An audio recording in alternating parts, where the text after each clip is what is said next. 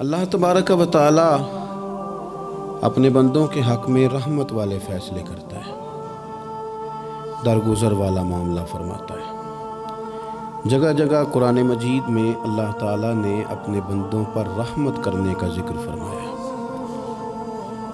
ان اللہ یغفر الذنوب جمیعا، فرمایا بے شک رب تمہارے سارے ہی گناہ معاف فرما دے گا، تم نا امید نہ ہونا، وہ معاف کر دے گا تمہیں۔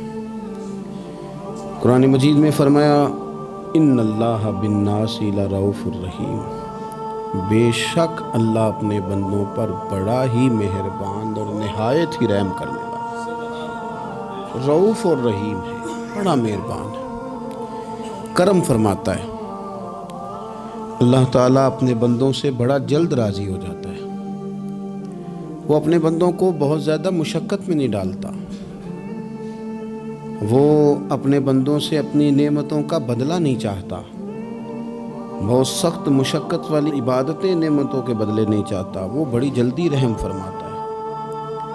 ماں پیار کرتی ہے اپنے بچے سے، لیکن وہ ناراض بھی ہو جاتی ہے بعض چیزوں میں، بعض معاملات اس کا دل بھی دکھاتے ہیں، بعض جگہ وہ رو کے یہ بھی کہتی ہے کہ تو نے میری محبت کا کوئی نتیجہ نہیں مجھے دیا، میری ساری کمائی تو نے ضائع کر دی۔ والد بہت ساری جگہوں پہ ناراض ہوتا ہے، شکوہ کرتا ہے، کہتا ہے میری بیماریوں کی، پریشانیوں کی، بڑھاپے کی، کمزوریاں کا سبب بیٹے تو ہی بن گیا، یہ ساری تکلیفیں تو ٹھیک ہو جائیں تو میری شاید عمر بھی بڑھ جائے، صحت بھی ٹھیک ہو جائے، میں زیادہ دیر جوان رہ سکوں۔ ناراض ہوتے ہیں ماں باپ، اسی طرح ماں باپ راضی بھی ہو جاتے ہیں،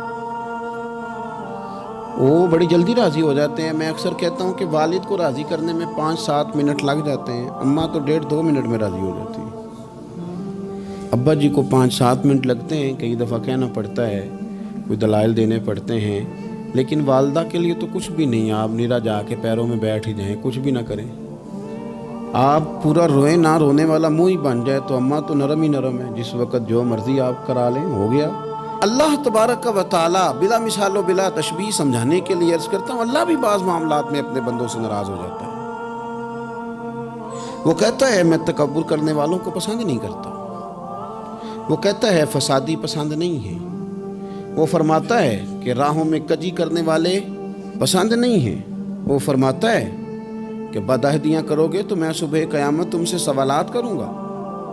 اللہ تبارک و تعالیٰ بہت ساری چیزوں کو ناپسند کرتا ہے، ناراض ہو جاتا ہے، بلکہ نبی پاک صلی اللہ تعالیٰ علیہ وسلم نے فرمایا تم بات کرتے کرتے کوئی ایسا جملہ بول دیتے ہو کہ رب اتنا ناراض ہوتا ہے کہ تمہیں پتہ بھی نہیں ہوتا، تمہارے لیے جہنم کا فیصلہ کر دیتا ہے۔ اس لیے پہلے تولو پھر بولو، خود اپنے لفظوں کی تو تم پہرے داری کرو نا کہ میں کیا کہہ رہا ہوں۔ کوئی ایسا جملہ، کوئی ایسی بات وارث شاہ مان کری نہ وارثاں دا، کوئی ایسی بات نہ تمہاری زبان سے نکلے۔ اور حضور یہ بھی فرماتے ہیں کہ اس کا دوسرا پہلو بھی ہے، بعض اوقات تم بات کرتے ایسا جملہ کہتے ہو وہ اتنا راضی ہوتا ہے کہ تمہارے لیے جنت کا فیصلہ فرما دیتا ہے۔ مسلمان کو اب یہ حکم ہے، اس ساری گفتگو کا نتیجہ یہ ہے کہ وہ اپنے جذبات پر، خیالات پر، نگاہوں پر، زبان پر، کانوں پر تھوڑی توجہ دے، بے لگام نہ بنے، بے ترتیب نہ بنے، جو طبیعت میں آئے کر نہ گزرے، تھوڑا سا نہ سوچے سمجھے اور تھوڑا سنبھل کے چلے، کبھی ان کاموں کی طرف نہ جائے جن سے رب ناراض ہو جاتا ہے، ان کاموں کی طرف بڑھے جن سے اللہ راضی ہوتا ہے۔ میرے نبی پاک صلی اللہ تعالیٰ علیہ وآلہ وسلم نے ارشاد فرمایا، بعض احادیث میں لفظ یہ ہیں کہ اللہ اپنے بندوں کو دیکھ کے مسکراتا ہے، جو اس کی شان کے لائق ہے۔ جس ترتیب سے ہم مسکراتے ہیں، جس ترتیب سے ہم روتے ہیں، جس ترتیب سے ہم کسی بات کا اظہار تشکر کرتے ہیں، خدا ان باتوں سے پاک ہے۔ اب بہت ساری حدیثوں میں آیا کہ وہ مسکراتا ہے، تو کیا مطلب ہے مسکرانے کا؟ تو علماء تفسیر نے لکھا ہے مسکرانے کا مطلب یہ ہے کہ وہ بڑا ہی راضی ہوتا ہے اپنے بندے سے، بڑا راضی ہوتا ہے، یہ مطلب ہے۔ ایک تو مسکرانے کا مطلب یہ کہ وہ بڑا راضی ہو گیا، وہ مسکرا دیا اپنے بندے پہ، اور ایک اس کا معنی خود نبی پاک صلی اللہ تعالیٰ علیہ وسلم نے بیان فرمایا، مسند امام احمد بن حنبل میں حدیث ہے، حضور سید عالم علیہ السلام سے صحابہ نے پوچھا، یا رسول اللہ شہید تو بڑے لوگ ہوتے ہیں، شہیدوں میں افضل کون ہے؟ تو اللہ کے حبیب علیہ السلام فرمانے لگے، وہ والا بندہ جو ڈٹ گیا تھا کافروں کے مقابلے میں، وہ ہلا نہیں، پوری طرح ڈٹ کے جو لڑا وہ شہداء میں افضل ہے۔ حضور فرماتے ہیں وہ جنت کے بالا خانوں میں سیر کرے گا اور رب اسے دیکھ کے مسکرائے گا، رب اسے دیکھ کے مسکرائے گا، اللہ تعالیٰ مسکراتا ہے اسے دیکھ کے۔ اور اگلے جملے میں حضور نے وضاحت کر دی، فرمایا جب رب دنیا میں کسی پر مسکراتا ہے نا تو اس کا معنی یہ ہے کہ قیامت میں پھر اللہ اسے حساب کوئی نہیں لے گا۔ جس پر اللہ دنیا میں مسکرا دیا اس سے کوئی حساب، تو وہ کام ڈھونڈنے چاہیے نا جس سے اللہ مسکرائے۔ ویسے کبھی ہم ایسا کرتے ہیں کہ نہیں کہ کسی کو راضی کیا جائے؟ یہ کام ہم کرتے ہیں کہ ہماری کمپنی کا جو سربراہ ہے وہ ہم سے راضی رہے، جس ادارے میں ہم پڑھاتے ہیں اس ادارے کا بڑا ہم سے راضی رہے، یہ کرتے ہیں ہم۔ اس کے لیے کچھ نہ کچھ ہیلے بہانے ہم کرتے ہیں، برادری، قبیلہ، علاقہ، بستی، لوگ کسی طریقے سے ہمارے ساتھ مطمئن رہیں، کرتے ہیں نا یہ سارے کام۔ اس میں تھوڑی مشکل بھی ہمیں آتی ہے لیکن کرتے ہیں، کیا کریں؟ گھر میں بھی کئی دفعہ ایسا ماحول بنانا پڑتا ہے۔ چلیں ایک اور میٹھی مثال دیتے ہیں، زیادہ سمجھ میں آئے گی۔ چھوٹا بچہ خوش رہے، آپ اس کے لیے محنت نہیں کرتے؟ وہ چھوٹا ہے، اس کو خوش کرنا فرض ہے ابا پہ، لیکن وہ کہتا ہے کہ میں نے موٹر سائیکل لینا ہے۔ چھوٹا ہے، چلا ہی نہیں پائے گا، تو ابا پھر اسے راضی کرتا ہے، کہتا ہے بیٹے چھوٹا سائیکل لے لے، چل میں تجھے اڑانے والا جہاز لے دیتا ہوں۔ مقصود کیا ہے کہ اس کو ناراض نہیں کرنا، یہ روئے نہ، اس کا دل نہ ٹوٹے۔ ہو یارو سنو نا میں کیا کہہ رہا ہوں، اگر چھوٹے بچے کے لیے وہ چیزیں ڈھونڈتے ہو، میرے ابا جی نا اپنے نواسے کے لیے کھلونا لے کے آئے تو بچہ بڑا ہی کھیلا، تو ابا جی کہنے لگے لو پیسے پورے ہو گئے میرے۔ بچے کو پسند بڑا ہے نا، پیسے پورے کر چھڑے نے، دیکھو نا جی کتنا اس کو راضی ہوا ہے۔ تو انسان کیا کرتا ہے کہ کوشش کرتا ہے، چھوٹا بچہ بھی ناراض نہ ہو تو وہ چیزیں وہ ڈھونڈتا ہے کہ اس کو کیا پسند ہے، چاکلیٹ لے جاؤں، فلاں چیز لے جاؤں، آئس کریم لے جاؤں۔ تو ایک بچے کے لیے، گھر کے لیے، سربراہ کے لیے اتنی محنت کرتے ہو، تو وہ کام بھی ہمیں ڈھونڈ کے تلاش کرنے چاہیے نا جس سے رب راضی ہوتا ہے، اللہ راضی ہوتا ہے۔ بتاؤں وہ کون سے کام ہیں؟ نبی کریم صلی اللہ تعالیٰ علیہ وسلم نے ارشاد فرمایا، 3 لوگ ہیں جنہیں دیکھ کے رب مسکراتا ہے۔ یا رسول اللہ صلی اللہ علیہ وسلم وہ کون سے؟ تو محبوب فرمانے لگے، ایک وہ بندہ ساری مخلوق سوئی ہے، آدھی رات ہے، رات کا پچھلا پہر ہے، اس نے اٹھ کے وضو کر لیا، مصلی پہ کھڑا ہو گیا خدا کی یاد میں، فرمایا اسے دیکھ کے رب مسکراتا ہے جو اس کی شان کے لائق ہے، مسکراتا ہے اللہ۔ یہ تو سونے کا ٹائم تھا، یہ تو گہری نیند آنے کا وقت تھا، رات کا پچھلا پہر، رات پوے تے بے درداں نو نیند پیاری آوے، تے درد منداں نو یاد سجن دی ستیاں وی آن جگاوے، اور ساون کی کالی راتوں میں جب بوندا باندی ہوتی ہے، وہ راتوں کو اٹھ روتے ہیں جب خلقت ساری سوتی ہے، اللہ مسکراتا ہے۔ اور سننا میرے بھائی، میرے نبی پاک صلی اللہ تعالیٰ علیہ وسلم فرماتے ہیں جب مسلمان نماز کے لیے صفیں بناتے ہیں نا، ترتیب لگ رہی ہوتی ہے، اب اللہ کی بارگاہ میں کھڑے ہوں گے، قیام کریں گے، رکوع کریں گے، سجود کریں گے، فرمایا جب مومن صفیں بناتے ہیں تو رب دیکھ کے مسکراتا ہے، مسکراتا ہے۔ کمال ہو گئے عروج بندگی کا، جب بندے کو دیکھ کے رب مسکرائے، خدا بندے سے خود پوچھے بتا تیری رضا کیا ہے، مسکراتا ہے۔ اور میرے نبی پاک علیہ السلام فرماتے ہیں جب مجاہد جہاد کے لیے صفیں سیدھی کرتے ہیں، آج تو یہ رب کے نام پہ مرنے ہی آ گئے، یہ صفوں میں کھڑے ہوں گے، ترتیب سے لڑیں گے، ترتیب سے گلا کاٹیں گے کافروں کا یا شہادت لیں گے۔ فرمایا جب جہاد کے لوگ صفیں بناتے ہیں تو رب انہیں دیکھ کے مسکراتا ہے۔ کتنے نصیبوں والا وہ بندہ ہے جسے دیکھ کے مسکرا دیا۔ او یار کبھی تیرا بیٹا تیرے سامنے مسکرائے نا چھوٹا، تو تیرا دل باغ ہو جاتا ہے۔ تیری ماں بیمار کسی ایک دن صحیح طرح ہنس پڑے تو طبیعت خوش ہو جاتی۔ مجھے بتاؤ نا جس کا رب بھی اسے دیکھ کے ہنس پڑے، جو اس کی شان کے لائق ہے، کیا اس بندے کے نصیبیں ہیں، کیا اس کے مقدر ہیں۔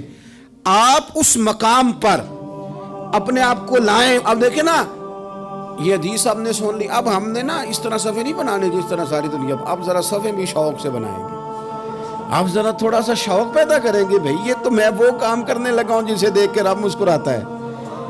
نبی پاک صلی اللہ علیہ وسلم نے فرمایا جب کوئی بندہ توبہ کرتا ہے نا, ہم توبہ کا رٹا لگاتے ہیں, یا اللہ میری توبہ, یا اللہ. اور توبہ کا تو مطلب یہ ہے کہ پچھلے گناہوں سے پکی توبہ, آج کے بعد یہ غلطی نہ کرنے کا پکا وعدہ. تو نے ساری شب برات رو کے گزاری ہے, بتا سویرے جھوٹ جوڑنے کا ارادہ ہے تیرا؟ آج کے بعد رشوت تو نہیں نہ لے گا, ملاوٹ تو نہیں نہ کرے گا, یہ توبہ ہے. اور اگر سارے کام اسی طرح کرنے تو پھر یہ توبہ کا رٹا ہے, جتنا مرضی لگاؤ. حضرت علی بن ربیعہ رضی اللہ تعالیٰ عنہ فرماتے ہیں میں مولا علی کے ساتھ تھا, مقام حرہ کی طرف جا رہے تھے, حضرت علی نے ہاتھ اٹھا کے دعا مانگی ہماری تعلیم کے لیے, ورنہ حضرت علی ہم صحابہ کو محفوظ عن الخطا تو مانتے ہیں نا. ہاتھ اٹھا کے کہا اے اللہ ہمارے گناہ بخش دے, تیرے علاوہ کوئی معاف کرنے والا نہیں. اور پھر حضرت علی آسمان کی طرف دیکھا اور دیکھ کے نا حضرت علی بن ربیعہ کو تو مسکرائے. حضرت علی بن ربیعہ کہنے لگے حضور مسکرائے کیوں ہو؟ فرمانے لگے ایک دن میں حضور کے ساتھ اسی طرح آیا تھا, اسی طرح حضور نے دعا فرمائی تھی ہماری تعلیم کے لیے, اور پھر حضور مجھے دیکھ کے مسکرائے تھے اور فرمایا جب کوئی بندہ رب کی بارگاہ میں اس طرح استغفار کرتا ہے تو رب مسکراتا ہے, اور مسکرا کے فرماتا دیکھ لو میرے بندوں کو پتا ہے کہ میرے علاوہ معاف کرنے والا کوئی نہیں, انہیں پتا ہے.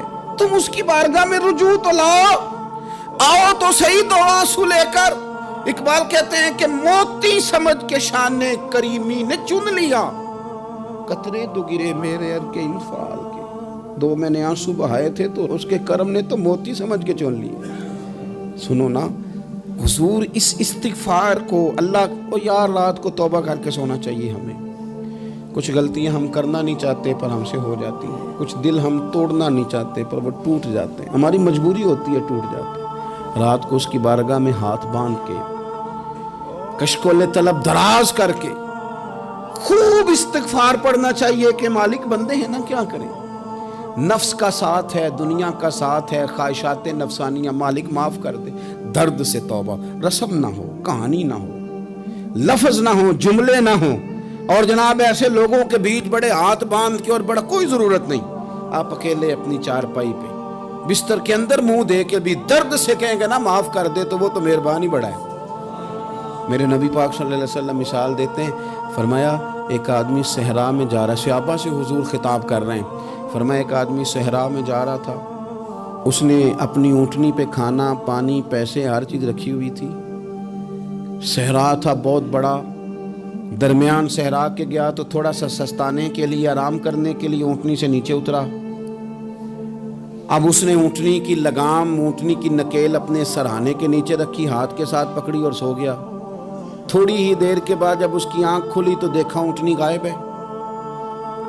صحرا میں وہ پیدل نہ آگے جا سکتا ہے, نہ پیچھے جا سکتا ہے, نہ دائیں نہ بائیں, کھانے کو روٹی نہیں, پینے کو پانی کا قطرہ نہیں, تھوڑا ادھر بھاگا ادھر بھاگا, تھک گیا.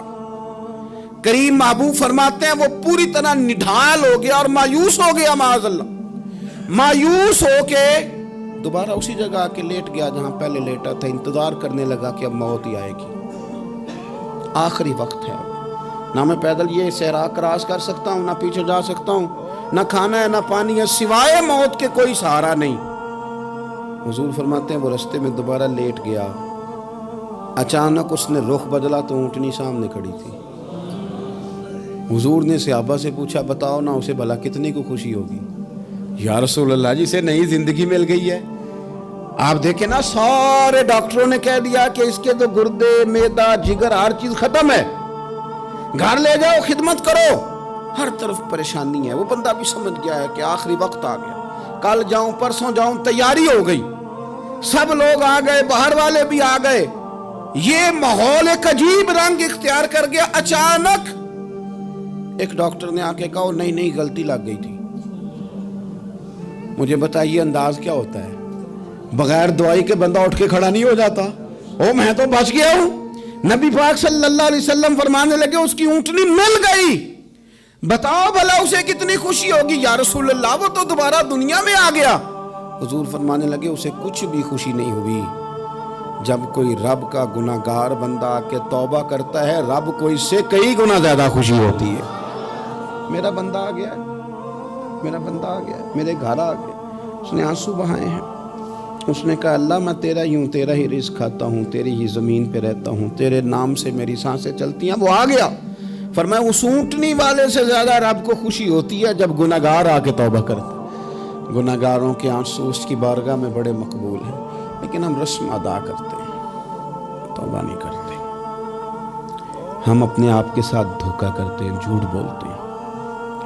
ہم بندہ کوئی ناراض ہو جائے تو ہمیں کوئی نیند آتی، اس کے گھر چلے جاتے ہیں۔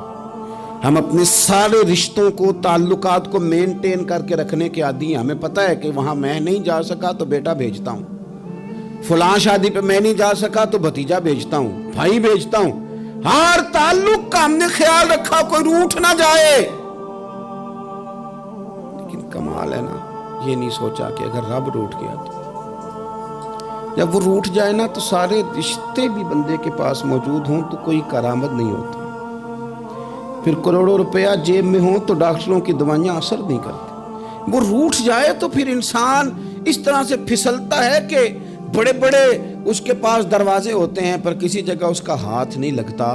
خدا را خیال کریں، دنیا روٹتی ہے تو روٹھ جائے، رب رسول ناراض نہ ہونے پائیں، اس کا خیال کریں۔ حضور فرماتے ہیں وہ مسکراتا ہے، اسے خوشی ہوتی ہے جب کوئی اس کا بندہ اس کی طرف رجوع کرتا ہے۔ میرے عزیزو، رسول پاک صلی اللہ تعالیٰ علیہ وسلم نے ان لوگوں کے تذکرے کیے جنہیں دیکھ کے رب مسکراتا ہے۔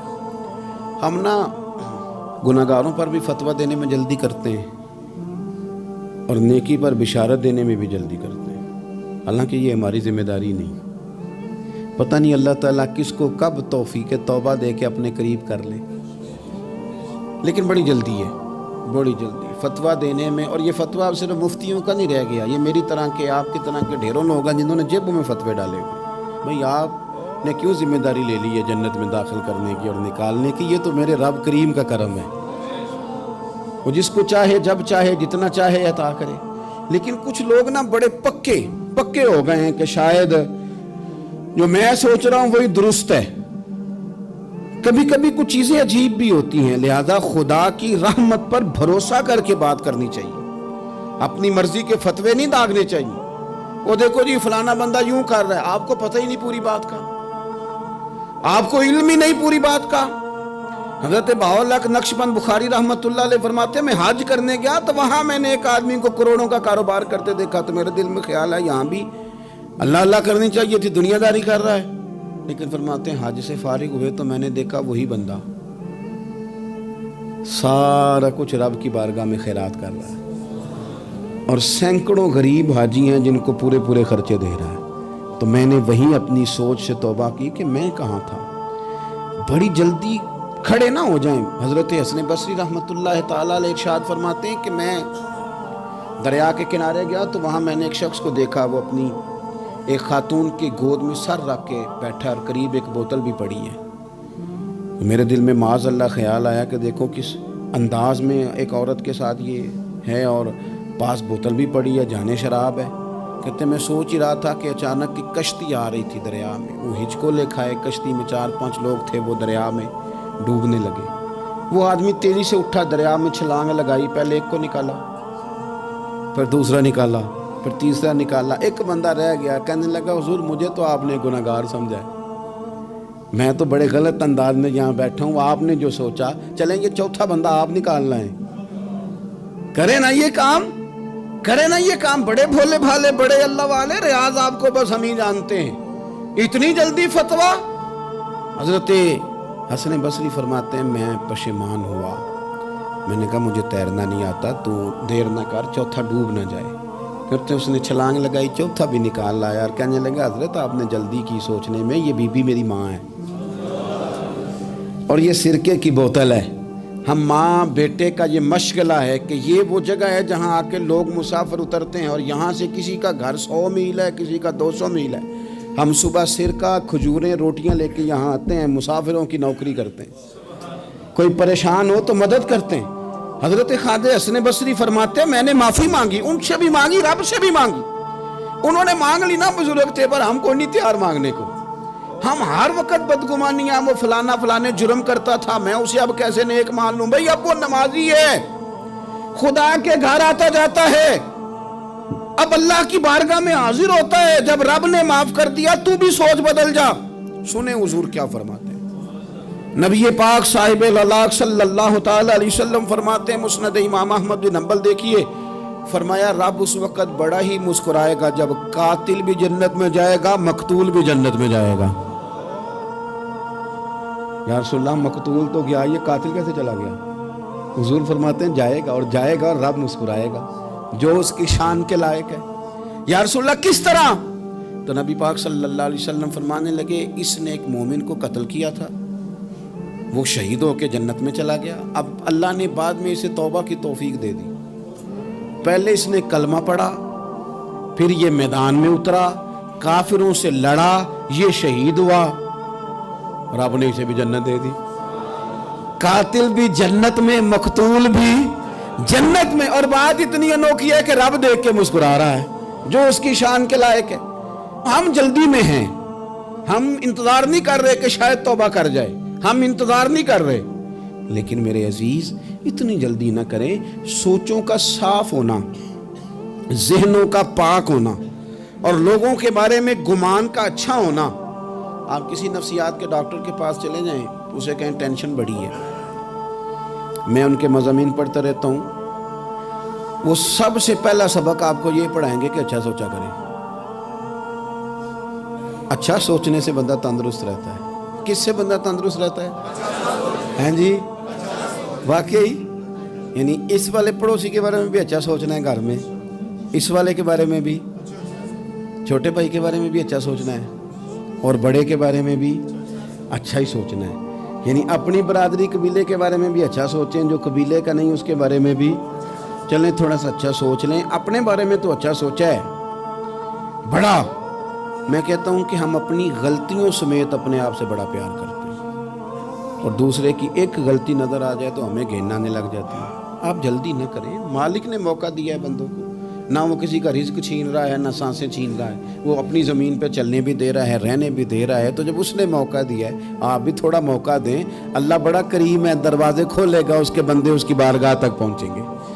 بدگمانیاں اور پھر بدگمانیوں کا عروج, اور اس لیول تک جا کے بات کر دینا ہے کہ جہاں سے خوف آئے کہ یار یہ بات نہیں کرنی چاہیے. رسول کائنات سرور دو عالم صلی اللہ تعالی علیہ وسلم فرماتے ہیں کہ اللہ مسکراتا ہے. دیکھو ہمارے ہاں نا ایک اور بھی مسئلہ بن گیا ہے. میں نے کچھ لوگوں کو نا پکا, میرے پیارے ہیں, محبت ہے مجھے, تو میں چونکہ آپ میری کلاس ہیں, میں مشاہداتی اور تجرباتی باتیں بھی کر لیتا ہوں, اسی کی روشنی میں کئی دفعہ گفتگو بھی تیار کرتا ہوں. کچھ لوگوں نے نا پکا ذہن بنا لیا یہ کہنے کا کہ ہاتھ بڑا تنگ ہے. پکا آپ جس وقت پوچھ لیں ان کا ہاتھ اور بڑا ہی زیادہ تنگ ہے.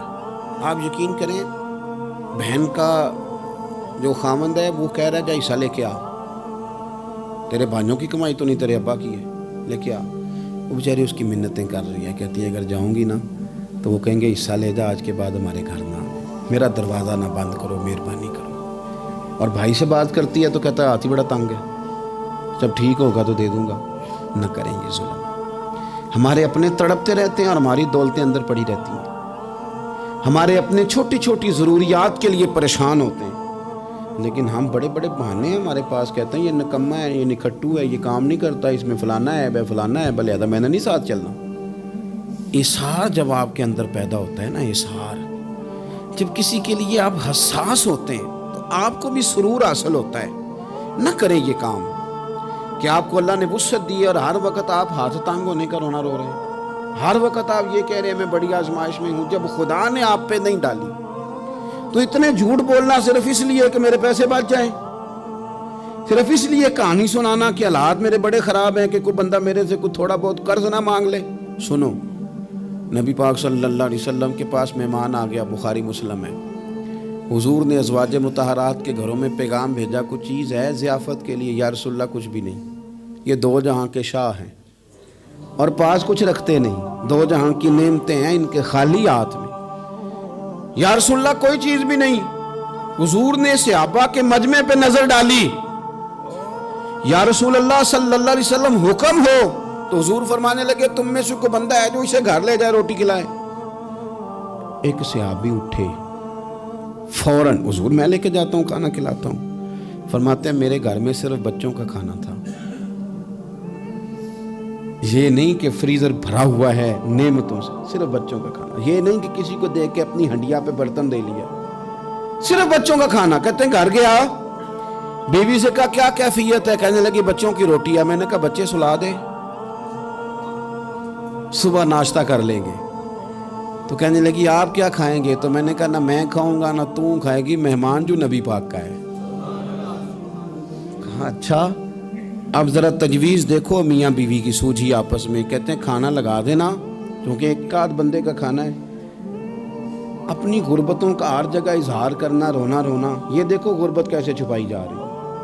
اس کو کہا نہیں کہ چل تو تھوڑا رحم کھا، تو آیا ہے تو تھوڑا رحم کھا، یہ نہیں کہا اٹھ کے نا تو کھانا رکھنا اور اٹھ کے نا چراغ ٹھیک کرنے کے بہانے بجھا دینا۔ ہم دنیا والوں کے سامنے کیوں اپنے دکھ بیان کریں؟ ہم جو کہیں گے رب رسول کی بارگاہ میں کہیں گے۔ تو نا چراغ ٹھیک کرنے کے بہانے، اہلیہ اٹھی کھانا دینے کے بعد چراغ ٹھیک کرنے کے بہانے بجھا دیا۔ خامد بھی ہاتھ چلاتے رہے، بیوی کبھی برتن رکھتی کبھی اٹھاتی، پتہ چلے کہ کھانا کھا رہے ہیں، کھانا کھایا جا رہا ہے۔ کہتے ہیں مہمان پیٹ بھر کے کھانا کھا گیا۔ یہ کام ہوا رات کے اندھیرے میں، اس وقت ہوا جب چراغ بھی بند تھا، اس وقت ہوا جب کوئی دیکھنے والا نہیں تھا، کسی پڑوسی کو بھی خبر نہیں تھی۔ فرماتے ہیں صبح کے اجالے میں اس مہمان کو لے کے مسجد نبوی میں نے قدم رکھا تو نبی کریم نے فرمایا رات جو تم نے کام کیا ہے نا، اسے دیکھ کے میرا رب بڑا مسکرایا ہے، اللہ بڑا مسکرایا ہے۔ اللہ تردامنی پہ شیخ ہماری نہ جائیے، ہم دامن نہ چھوڑ دیں تو فرشتے وضو کریں۔ یہ شان ہے صحابہ کی۔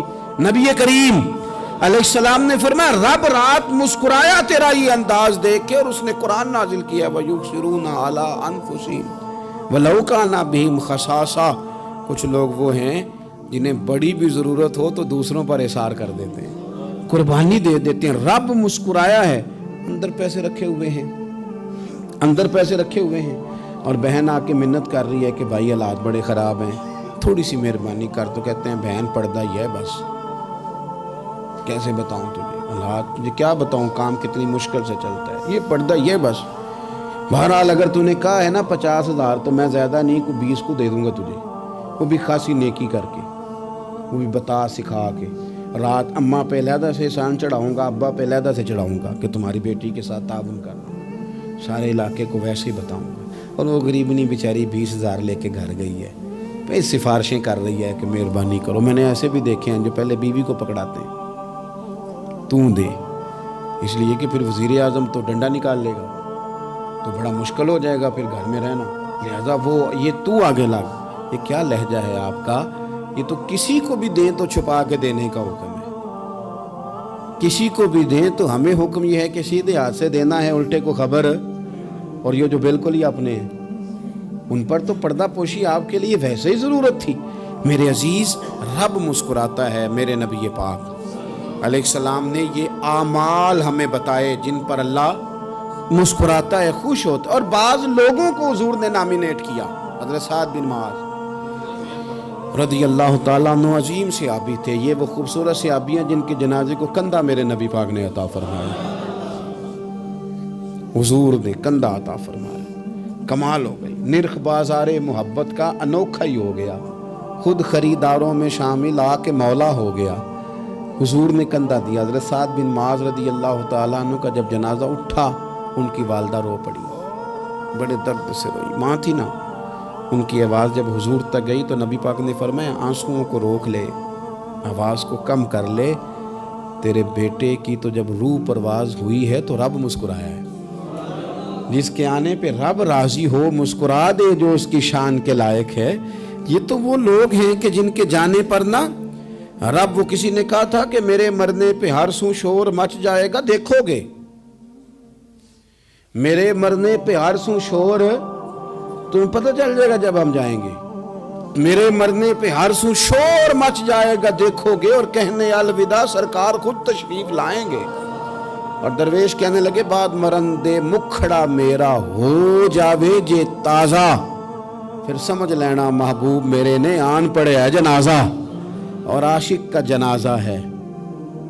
ذرا دھوم سے نکلے اور محبوب کی گلیوں سے ذرا گھوم کے نکلے۔ فرمایا کہ ان کے تو جانے پہ رب کریم، اور حضور نے ایک دعا بھی دی۔ حضرت طلحہ رضی اللہ تعالیٰ عنہ صحابی تھے، ان کا وصال ہو گیا تو حضور نے دعا بھی دی۔ فرمایا یا اللہ جب میرا طلحہ ہے نا تو اس سے مسکرا کے بات کرنا، یہ تجھ سے مسکرا کے بات کرے جو تیری شان کے لائق ہے۔ تو اللہ تعالیٰ غائب درجے راضی ہوتا ہے۔ ایک دفعہ پھر بات دہراتا ہوں، جو میدان میں ڈٹ کے شہید ہو رب اسے دیکھ کے مسکرا